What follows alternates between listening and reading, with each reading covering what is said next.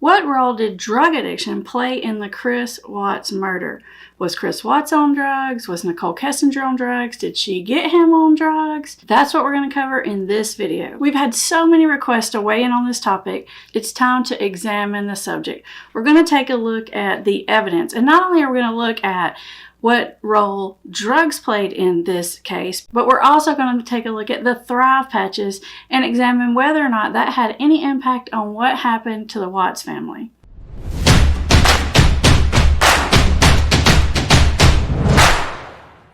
For those of you who are new here, I'm Amber Hollingsworth. You're watching Put the Shovel Down, and this channel is dedicated to helping you understand the science and psychology of addiction so that you're always 5 steps ahead of it. Now, as many of you may already know, I not too long ago made a video about the addiction that Chris Watts had to Nicol Kessinger. Mostly I talked about the infatuation stage, the stage that's called limerence, and how that is really an addicted state of mind.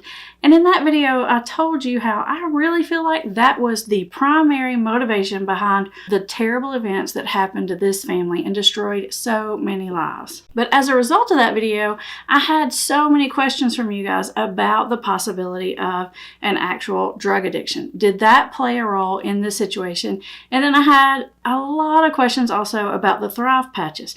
Was that an addiction?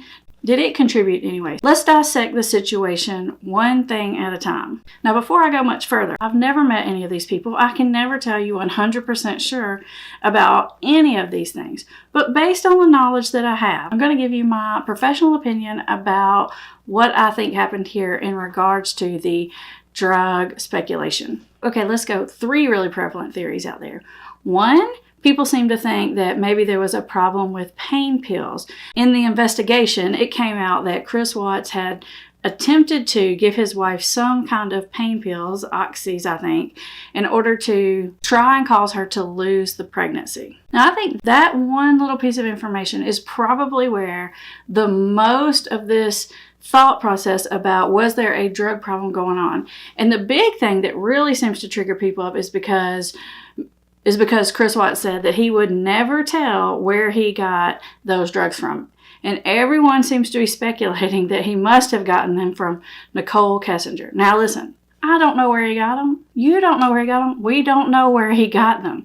But what I will say is that everyone seems to jump to a very fast conclusion that it must have come from Nicol Kessinger. Hey, maybe it did, but there's really no evidence to that. And you've got to admit that we are jumping to that conclusion. Now, I know anytime I talk about the situation, especially with Nicol Kessinger, people get all up in arms because everybody wants her to be the worst, most heinous villain. Hey, maybe she was, but we're going to use only the evidence that we actually have to look at. We're going to try to remain objective here. He could have got that from his sister or his father or any other place that you can think of. It doesn't necessarily mean it had to come from Nicol Kessinger. Okay, so besides this whole issue of where did it come from, let's take a look at whether or not it's possible that he could have had a pain pill problem. Well, of course, that is entirely possible. And the main reason I say that is because of all the theories out here about the different drugs. Pain pill addiction is the absolute easiest to hide. And when people are addicted to pain pills, it's really hard to tell, especially in the early stages when someone's addicted to pain pills. They don't look intoxicated, they don't slur their words, they don't smell funny, they don't really even act funny. In fact, when people are addicted to pain pills, a lot of times for the first few years, they'll be better functioning. They'll get Employee of the Month. Their grades will go up. And so I can't tell you how many times families come to our office and someone's had a pain pill addiction and the family's like, how did this go on so long? Usually for years, before we even knew it. And it's because you really can't tell, especially in the earlier stages, because the signs and symptoms just do not look like other substances where you can kind of tell someone's intoxicated.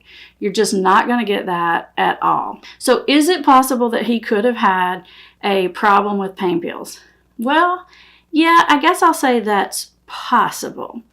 Is it possible that Nicol Kessinger had a problem with pain pills and influenced Chris Watts?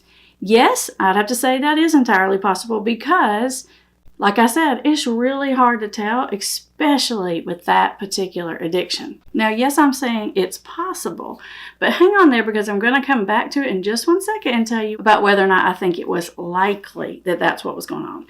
But before I do that, let's take a look at the other theory that seems to be floating around out there. There's this other theory that maybe there was an addiction to some sort of stimulant medication. Mostly people are talking about like methamphetamines, otherwise known as meth, on the streets. Now, I did watch a video by the Armchair Detective, which was a great video, where he really zoomed in on some physical evidence that Nicol Kessinger could have had a problem with meth or some kind of stimulant addiction. The main thing from what I saw from that video that he really zoomed in on was that in those interrogation or interview, maybe we'll call it interview videos that they did with Nicol Kessinger, she had her hair pulled back in a ponytail, and you could see that her hairline looked a little bizarre. It was almost like there was a patch or two maybe that really looked like it was almost like a bald patch, like it should have had hair there, but it didn't.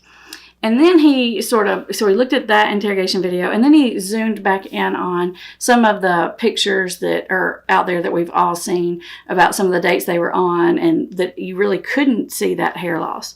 Well, part of the issue was in the investigation video, she had her hair in a ponytail. In some of the other videos, she did not. I did look to see that there are a couple of pictures back before the investigation where she had her hair in a ponytail. And it's really hard to tell whether those little spots were there before the interview or just were there after or during the interview.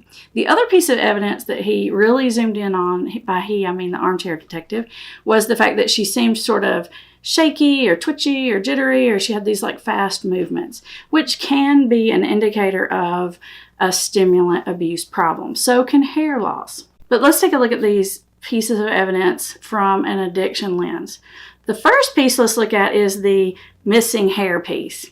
Yes, stimulants or meth can cause hair loss, but typically when you see any kind of drug-induced hair loss, it's more like the thinning of hair. So someone's hair becomes progressively more and more thin, they just lose more and more hair. You don't really see that they lose a patch of hair in one spot. So I don't really view that spot, I don't know why it was there, I don't know if it was there before or after, but I don't necessarily view that as an indicator that there was some kind of meth problem going on. Now, as far as the other piece of evidence, the twitchiness, the jerkiness, it's really hard to tell because when you look at his video, you can tell it's cut and cropped a little bit. And she was fairly excitable in that interview. We're not going to go into dissecting all of that interview or what she lied about or she didn't. I have another video on that.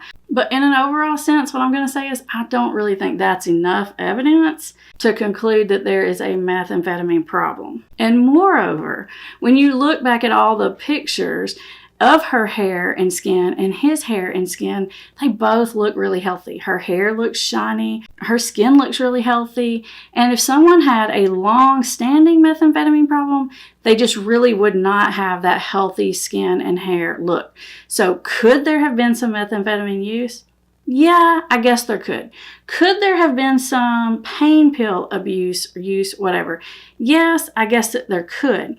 But there's not any evidence out there that there was an addiction to these things or any long-standing problem to these drugs. I just don't see a whole lot of other evidence out there.